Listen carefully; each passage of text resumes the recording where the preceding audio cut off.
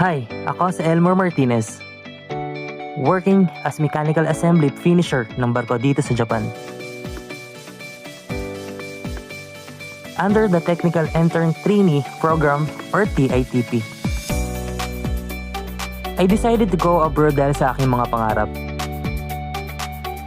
Pangarap ko magkaroon ng sariling bahay, lupa, at negosyo. Nag-aaral ako ng Japanese language sa GLCC.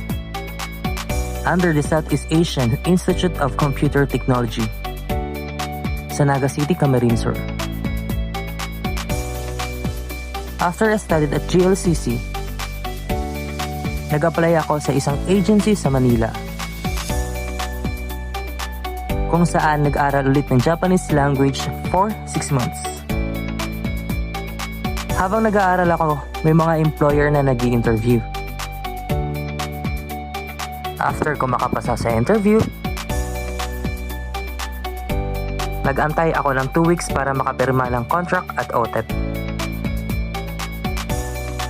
At nang dumating na ang COA, sunod naman na medical.